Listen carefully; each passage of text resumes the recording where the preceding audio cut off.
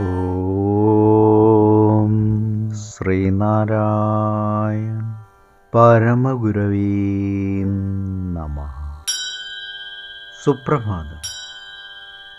1462 ദിവസമായ ഇന്ന് 2025 മെയ് മാസം 16 വെള്ളിയാഴ്ച, 1200 ഇടവമാസം 2 ഗുരുവചനങ്ങളിലൂടെ ത്യാഗം വേണം, അപ്പോൾ കർമ്മം ശരിയാവും.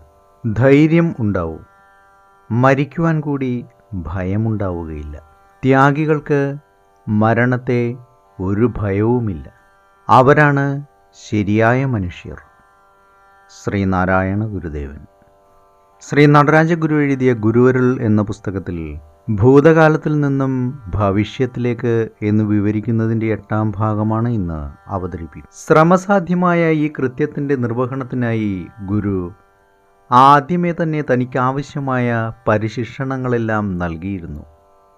ഇളം പ്രായത്തിൽ തന്നെ അവിടുന്ന് തമിഴിലെയും സംസ്കൃതത്തിലെയും ഈടിറ്റ മൊഴികളുടെയെല്ലാം സാരാംശം സമഗ്രമായി മനസ്സിലാക്കുകയും അവയെല്ലാം സമന്വയിച്ച് സ്വജീവിതത്തിൻ്റെ തന്നെ കാതലാക്കി മാറ്റുകയും ചെയ്തിരുന്നു. തെക്കേ ഇന്ത്യയിലെ ജനതയുടെ ചരിത്ര പശ്ചാത്തലത്തിൽ ഒഴുകിക്കൂടി നിരന്തര സംഗമം ഉണ്ടാക്കിക്കൊണ്ടിരുന്ന പ്രാചീനമായ 2 ഭാഷാ ശൈലികളായിരുന്നു സംസ്കൃതവും തമിഴും. വളരെ കാലത്തെ ഉറ്റ സാഹചര്യത്തിന് ശേഷം ഈ 2 ഭാഷകളെയും വേർതിരിക്കുവാൻ കഴിയാത്തവണ്ണം സങ്കലിതമായി തീർന്ന ഒരു നവ്യശാഖയും അതിൽ നിന്ന് അങ്കുരിച്ച് വളർന്ന് വികസിക്കുകയുണ്ടായി. ആഗമവചനങ്ങളും വേദാന്തസാരവും ബിംബപ്രതിബിംബങ്ങളെപ്പോലെയോ ധ്വനി പ്രതിധ്വനികളെപ്പോലെയോ അത്യന്തം സമാന വിശേഷതയുള്ളതായിരുന്നു. തിരുവള്ളുവരുടെ കുഴലും തായ്മാനവരുടെ പാടലും വേദവാക്യങ്ങളോളം മികവും മിഴിവുറ്റവയുമാകുന്നു.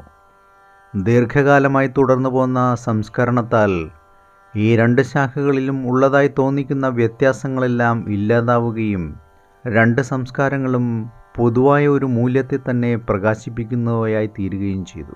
വളരെ നേരത്തെ തന്നെ ഈ 2 തീർത്ഥങ്ങളിലും മുഴുകി അവയുടെ സ്പന്ദനത്തോട് താദാമ്യം പ്രാപിക്കുവാൻ കഴിഞ്ഞ ഗുരു തൻ്റെ ചെപ്പുകളിൽ നിറച്ചു കൊണ്ടുവന്ന അമൂല്യമായ ജ്ഞാനാമൃതം ചുറ്റുമുള്ളവർക്ക് കരുണാപൂർവം പകർന്നു കൊടുക്കുവാൻ എന്നും ഉത്സുകനായിരുന്നു.